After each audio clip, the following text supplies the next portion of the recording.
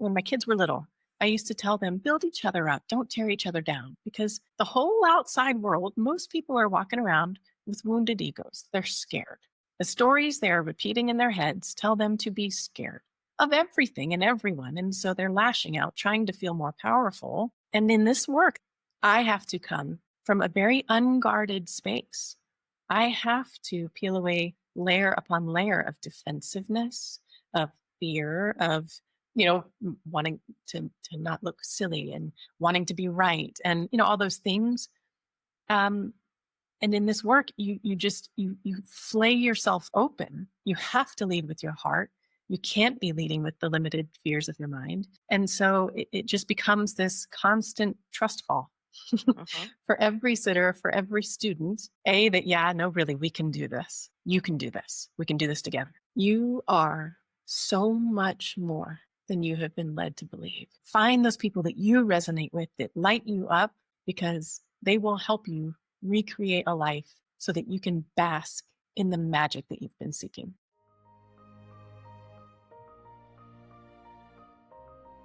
Hello, friends. Thanks for tuning in today.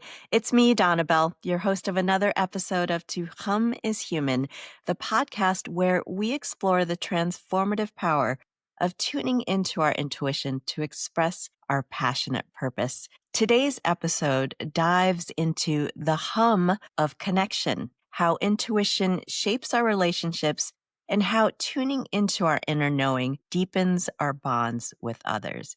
Because intuition isn't just a solo experience, it's a relational one. If you're someone who values deep connections, whether in love, friendship, or family, this episode is for you. I'm so thrilled to introduce my next guest. Julie Speetjens is an intuitive connector. She's a master teacher in Usui Reiki Ryoho, Holy Fire 3 Karuna Reiki, as well as a certified medical Reiki master and psychic medium. Julie is also the creator and host of Soul Journey Sundays, an online psychic fair that's brought together over 60 intuitive artists from around the globe for the past 4 years, where they consistently sell out these Soul Journey Sundays, creating profound collective healing experiences. Julie's journey has taken her to international stages and some of the most respected spiritual centers in the world, including the Omega Institute, Arthur Findlay College in the UK, and the Lilydale Assembly, where she has both studied and taught. She also co-creates retreats and workshops around the world, blending psychic development and energetic healing in sacred and transformative ways. Julie is passionate about sharing healing and connection, both in her private practice and through her volunteer work in cancer support communities. Welcome, Julie. Wow, when you say it like that, it sounds like I've really been up to something, doesn't it? All good. All good things. Yeah, thanks so much for having me on. I appreciate it. Now, Julie, I know you used to work in the tech industry prior Yes. to this phase of your life, and you've worked with systems and technology. What aspect of that type of work were you drawn to? And how did it help you understand the meaning of connection? I used to be an IT project manager, and it actually was not my degree field. I grew up wanting to save the world, one recycled can at a time. And so my degree was actually environmental science. Hmm. But you know how life is. And the man I married was an IT guru, honestly. And we've had an IT consulting company since 2009. It's called Nobius Solutions. And it just worked out that he needed a project manager. Honestly, I'm a Virgo.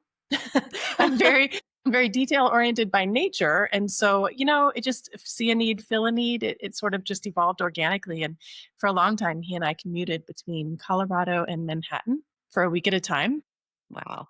for years. We worked in Hong Kong and Thailand together, and in an incredibly challenging several years. But I do think it helped me start this process of becoming brave, of being bold outside of my comfort zone. That can be pretty intimidating. Suddenly, you're talking about these incredibly technical IT projects with non-native English speakers in foreign countries while you've got jet lag. Right. It's really been an Mhm. important part of my own evolution. Well, and I imagine too, communicating in a way that is clear and effective and being able to make that connection with whoever's there in front of you, no matter where Yes. you are in the world, is sort of a big way of sharing and Yes. relating to other people. Now, your journey through Reiki, mediumship, and intuitive work has taken you around the world as well, literally and energetically. Yes. What first led you into the world of this space? That's such an interesting question. So I've always been fascinated by it. 20 years ago, when I was a stay at home mom with young babies, I watched every episode of John Edwards Crossing Over after my grandfather passed, of course. And I was desperate to understand and to believe that he was okay and still part of my life. And then you just go down this rabbit hole. I read every Tony Stockwell book, every John Holland, every Sylvia Brown, every James Van Praagh. But I was always on the outside looking in, thinking, gosh, how wonderful for those amazing people that they can connect psychically, that they can, make these incredibly healing mediumship messages for people. And I always just thought, gosh, how wonderful for them. And fast forward 20 years, I've gone on, raised a family, started this IT business. And then it was a bit of a perfect storm for me. After years of traveling and working, I was experiencing corporate burnout. At the same time, my very best friend of 25 years or so at the time was in a horrific car accident, and her 8-year-old son was killed. And walking through that grief journey with her was just truly overwhelming. I didn't know I was an empath. I didn't know that subconsciously I was basically trying to absorb the grief off of her. And at the same moment, the universe put me into a wheelchair to get me to slow down and tune in. Really? Basically, I had to have major surgery on both hips and I had to learn to walk again. So, all of this all at once, my body was just screaming at me. I had such a wide variety of symptoms, and you take them all to a general practitioner, and God bless them. She didn't know what to do with me. She offered me antidepressants, and I'm Mm, not taking anything away from the miracles of modern medicine. Sometimes we need that. But to mhm, me, personally, in that moment, it just felt like a Band-Aid. And I mm. didn't want to just keep slapping Band-Aids on all of the symptoms I was having. And so I went searching, as most healers do. I just got into it just for me. I just wanted to heal me.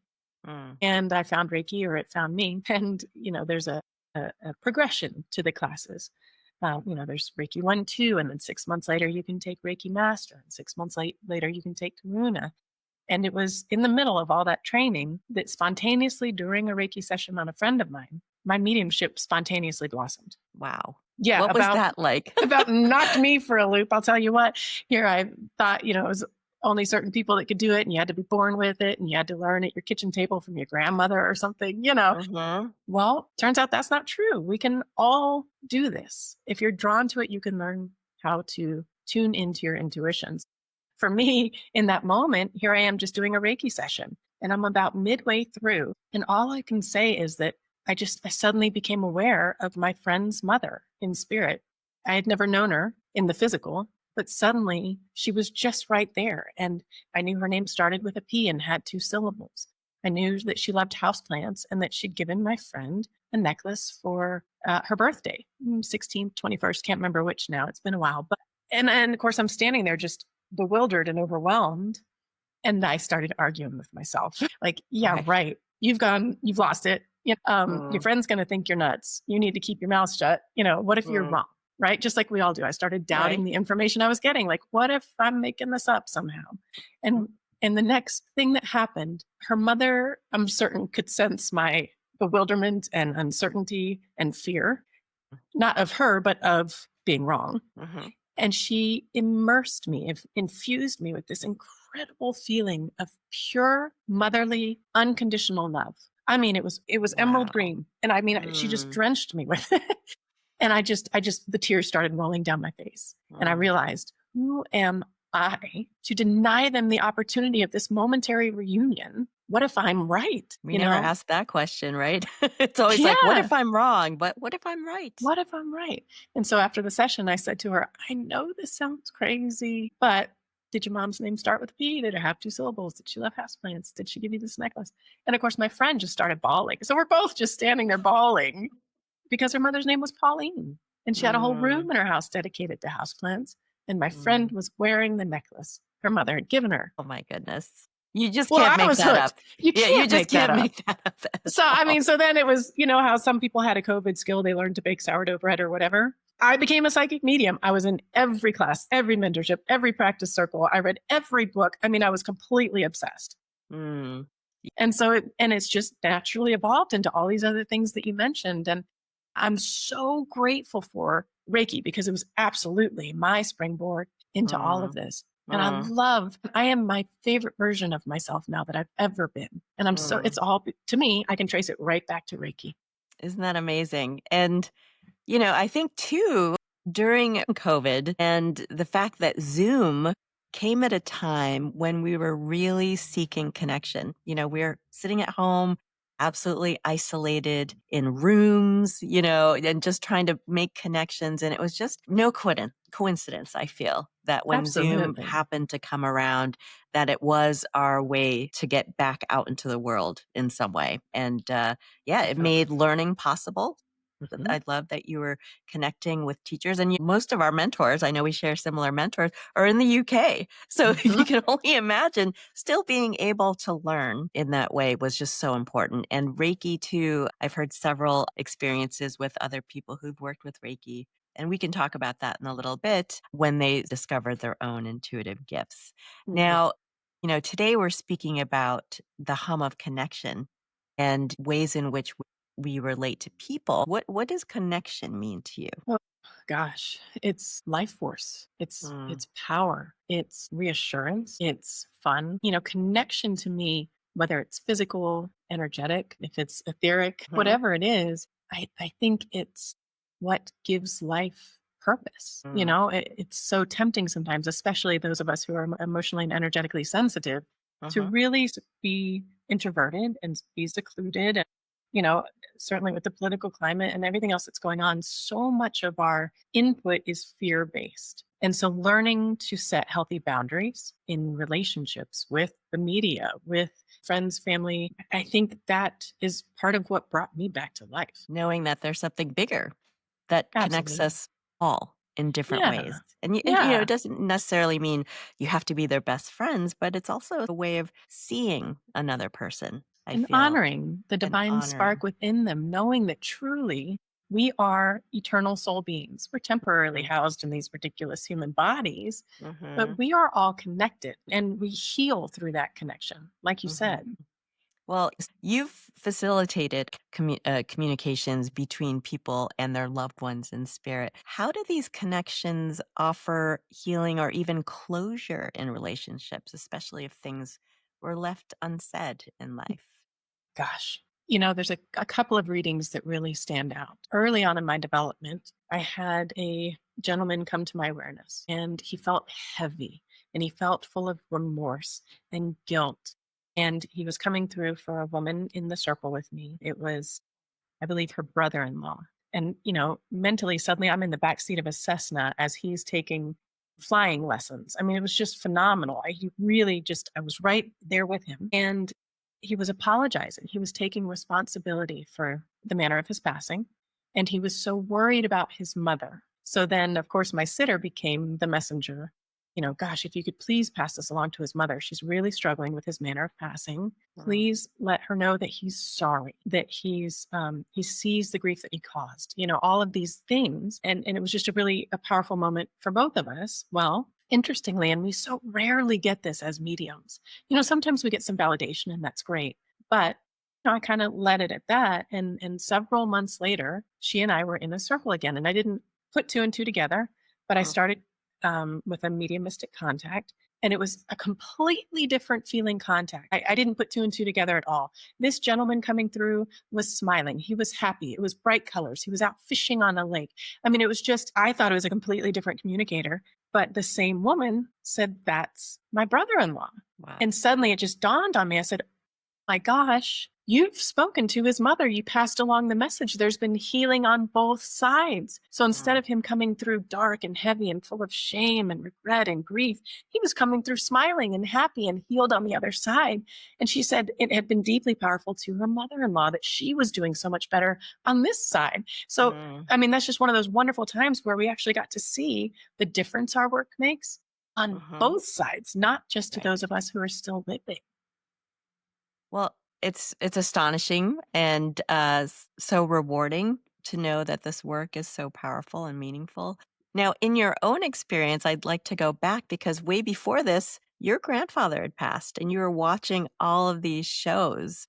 And so, how, especially after your losing of your grandfather, has this ability to connect with others Mm. support your healing process? Oh gosh, that's one of the best parts of developing your own mediumship is you Mhm. give and receive readings constantly. Constantly. I've heard from my grandfather more since he passed than I ever did in life because he lived far away. And, it used to be, $5 a minute or whatever to call across the Right. country. Right. And interestingly, my mother also recently passed. And I'll tell I'm you what, sorry. Yeah.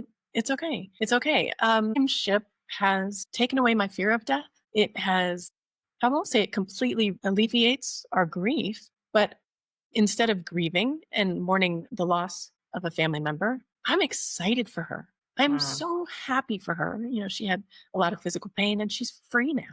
And Wow. interestingly, she actually started coming into readings for me before she even passed, while Oh, she was still very much alive wow. with evidence, messages, all the things. I mean, Mhm. I've just learned anything is possible in this work. Seriously, the Yes, limits are right. ours, not Exactly. spirits. Yeah, I agree. It's just, it's so having to wrap around what our belief systems have set us up for in terms of what is possible. Yeah, And the more you do this work, the more possibilities there are. Now, I'd like to absolutely. shift the focus a little bit now to more of the collective connection. So let's talk about Soul Journey Sundays, Mm. where you've brought together over 60 intuitive artists from around the world. First, please tell us what Soul Journey Sundays is and what inspired you to create this space. Thank you.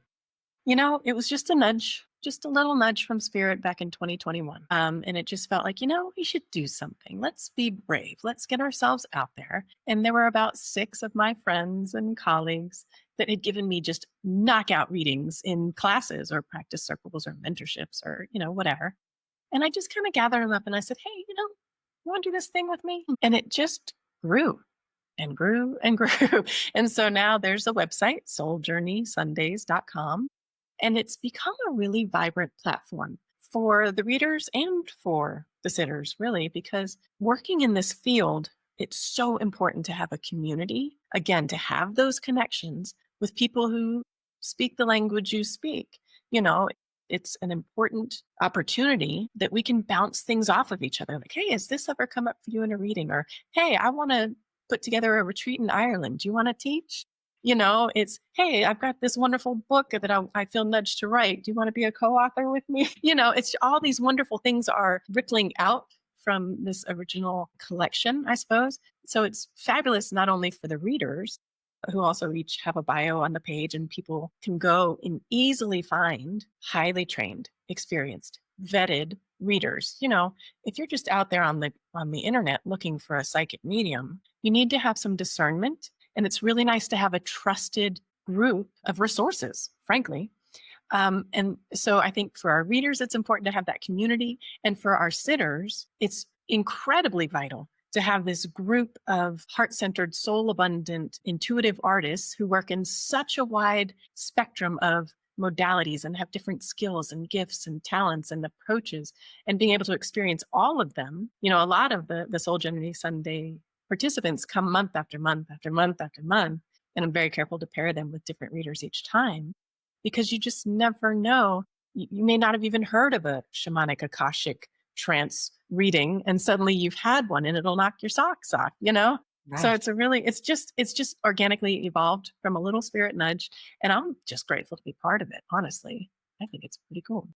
And I've had the privilege of being in one of the readers for this particular program, but how does it work? Like, how do people find out about it and participate? Because it's such a unique experience. If you could just tell us briefly how that Yeah. works. Sure. So we sell our tickets on Eventbrite, and you can always find the link to the latest event on souljourneysundays.com. And everyone's guaranteed to get two readings from two different readers. So you may resonate more with one than the other, sure. And I think the format is set up so it's not just about the readings. We have a different reader every month who leads everyone through a guided meditation. Well, some people have never done that. That's the first moment of peace and connection and expansiveness maybe that they've ever felt. Maybe they've never had a reading before and they were a Mm. little bit nervous. And suddenly they're wrapped in the love of this incredible group of now friends, mostly, we're all getting to know each other as we go. But I think it's a really safe space to connect with yourself, with your team, with your loved ones. I'm proud of it. I'm in awe of it because there's Thank you. nothing like it. I don't know of anything else like it. So, that must have been a really inspiring moment for you to like, well, what if I put together this, platform where we can get all these people together in one place? And I love the fact that they're from all over the world. So you Yes. could be Yeah. From speaking to Hawaii someone. to Turkey. Yeah, Yeah. it's just incredible. What do you think makes community healing so powerful? I think a lot of us go through life feeling alone, feeling disconnected, feeling weird, feeling like an oddball, feeling unsupported, wishing and hoping and praying that there's something more to life than just the hamster wheel of wake up, feed the kids, go to work, clean the house, run the errands, collapse in bed at night, wake up, do it all over again. It's like Groundhog Day. And it's so destructive, I believe, to us emotionally and energetically to think this is all there is and that when we die, boom, it's just over. God, how discouraging. We're just going to pay taxes and die. Come on. No, there really is magic out there waiting for you. You are magic. Each and Mm. every one of us is a divine, eternal soul being. Whatever your faith foundation or system or framework is, or if you have none of that, I came into this without any sort of religious training, thank goodness. Because I will say, I think often religions do a real disservice to people. They make this work seem scary or unapproachable or evil or dark somehow. It's all heaven sent. It's Mm. all love and light. I literally work with Jesus, Mother Mary, the angels, Buddha, Gaia, you name it. It's a fascinating world, and the only limits on it are the ones you bring to it, you know? Now, you've taught and led retreats across the US and internationally. How do group dynamics affect the energetic work of these retreats? It's an interesting question. I will say some groups just mesh together and everyone's touched by it. Everyone feels safe. They have breakthroughs. They level up. They can be brave. They can try new things. They can demonstrate suddenly in front of a group. They have epiphanies, based on information and connections they make with other students. Some of the most heartfelt readings I've ever seen came between students and teachers on these Mm. retreats. And I mean, students reading teachers. Not only are they being brave, but sometimes they bring through the most incredible, heartfelt, life changing information. I know personally, I've received readings that set me free from decades of anguish or guilt or heartache. It can really be deeply powerful, and incredible friendships can ripple out of it, and Mm. incredible other collaborations. I mean, you just never know. So I go into each one so excited, trusting that spirit is gathering all of these wonderful, bright soul beings. And I'm just there to create the container and ignite the spark. And then Yes. they all just take over. And it's one of my very favorite things to do. I love teaching. I love traveling. I love doing all of those things with people who are tapped in, tuned in, turned on, whatever you want to say, who are wanting to become the best versions of themselves, who are wanting to support and heal other people, who are wanting to connect with spirit in a powerful, enlightened, intelligent, trauma informed, emotionally intelligent way. It's just phenomenal. Now, you've traveled to many really exciting locations. How does the location impart different ways of connecting with those who participate? Because I know you're very selective about where you go. If you could give us an idea of some of the places. Yeah. Well, Costa Rica, you're in the jungle. And so there's this wonderful earthy, we were near the ocean, incredible earthy vibe to it. Say in Santa Fe or Sedona, of course, you're in these energetic vortex areas where it just ignites you. When we were in Japan, I will say that was one of my favorite trips personally, because in the lineage of the Reiki teachings, there's this incredible story of this Buddhist monk who over 100 years ago meditated and fasted for 21 days at the peak of Mount Karama. I got to go to Mount Karama and lead a Reiki attunement in the grove of ancient cedar trees, the kami trees, where he received his moment of enlightenment, where he was gifted with the healing technology, if you will, of Reiki and how to apply it in the world. And I'm getting chills just talking about it. I am too.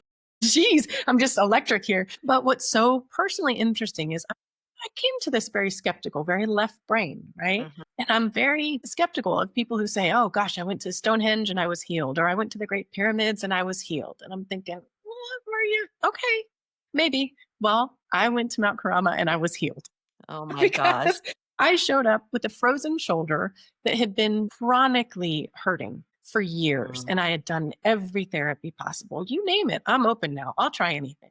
Dry needling, infrared, chiropractic, physical therapy, cryotherapy, blah, on and on and on, right? Acupuncture, you name it. I'd done it all on this shoulder. And I was really frustrated, basically. And at the peak of Mount Karama, I led my students through a healing attunement. And I just kind of had my own moment with my team and with the energy of that mountain, because it's been a Buddhist and a Shinto place of pilgrimage for thousands of years. I mean, the energy of reverence that has accumulated there is phenomenal. And I just opened to that and I said, guys, please, hey, do you mind helping me out? Can we please fix the shoulder? And I will tell you what, it has not hurt since that moment. Incredible. The power of place, Incredible. and history and all of that. And I love that you guide people to places like that to find their own way and perhaps their own way of healing as well.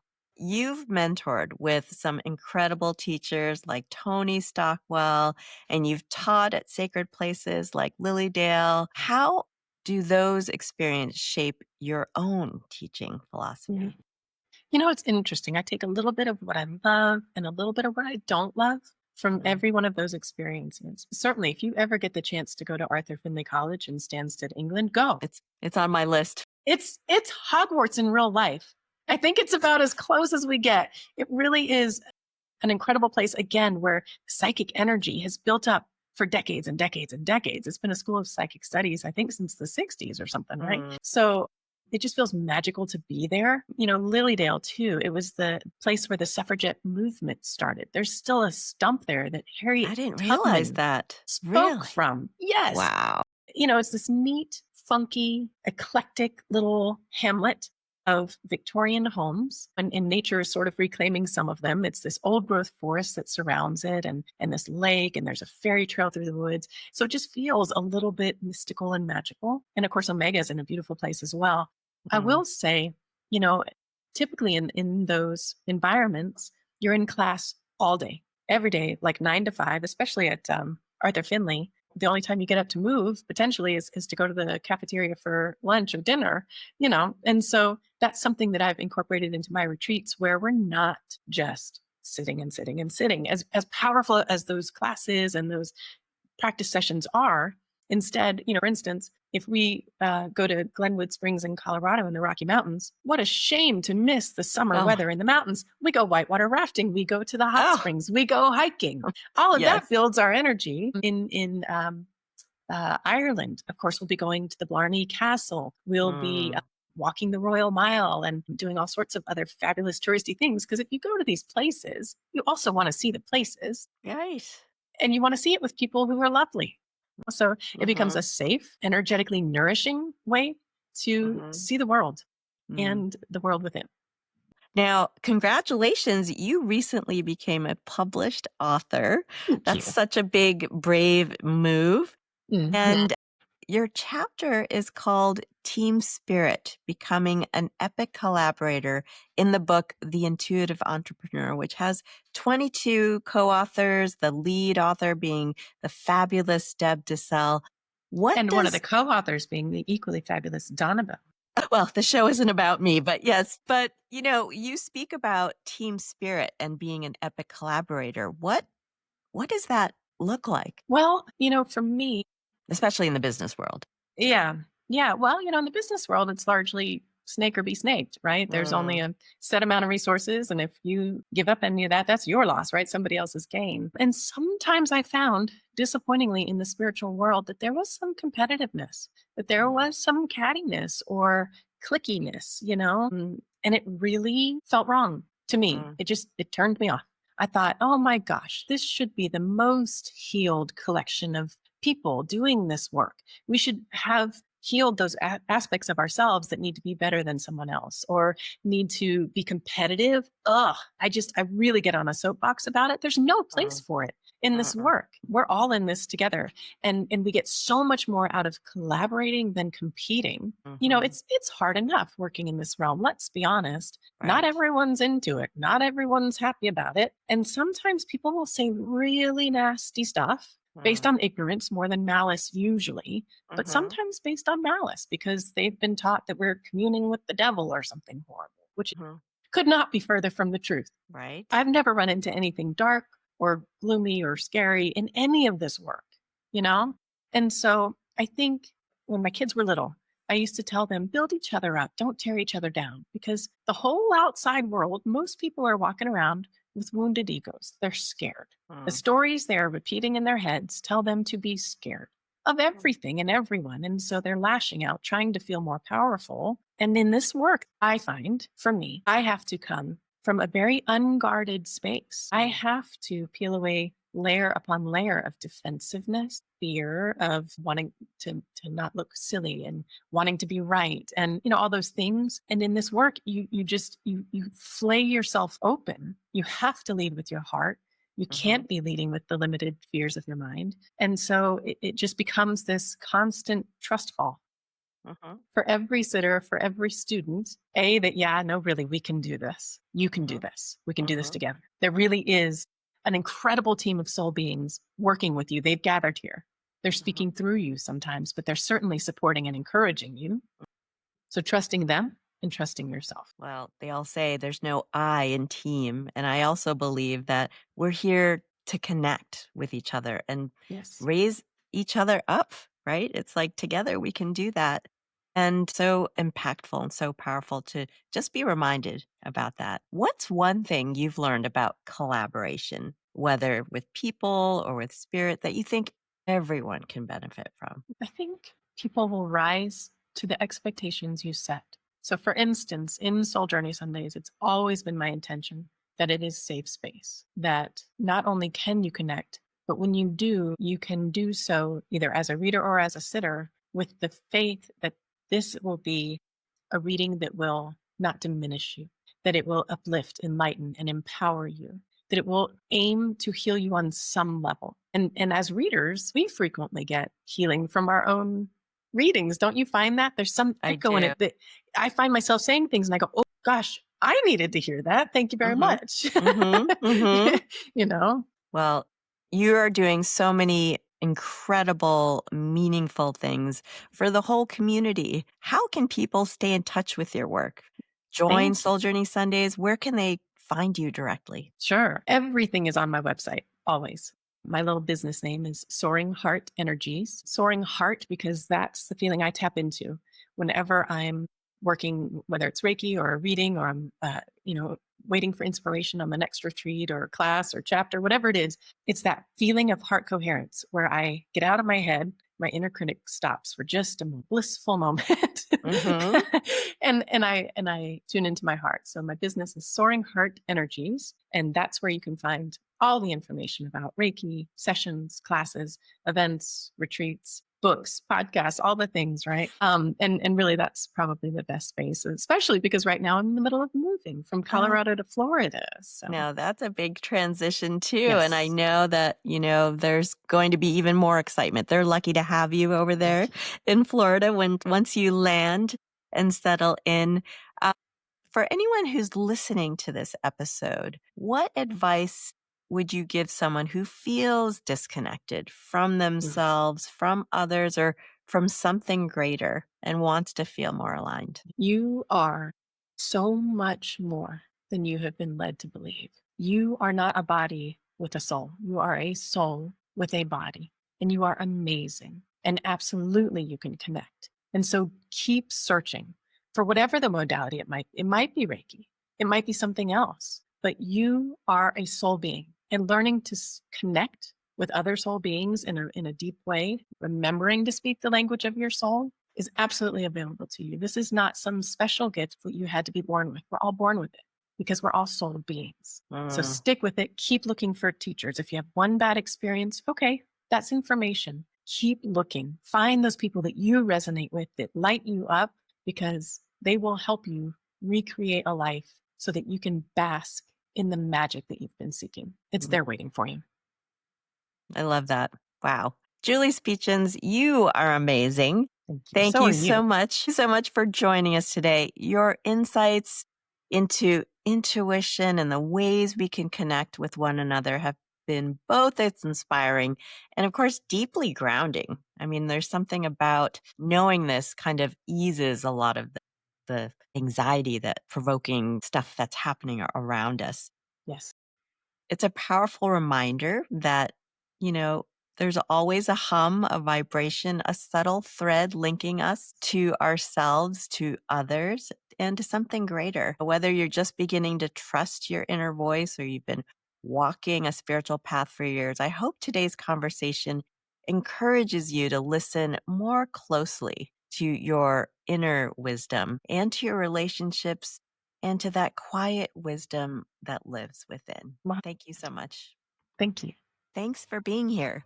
I hope something from today's conversation stayed with you or gave you a new way to look at things. That awareness, that pause, that's where things start to shift.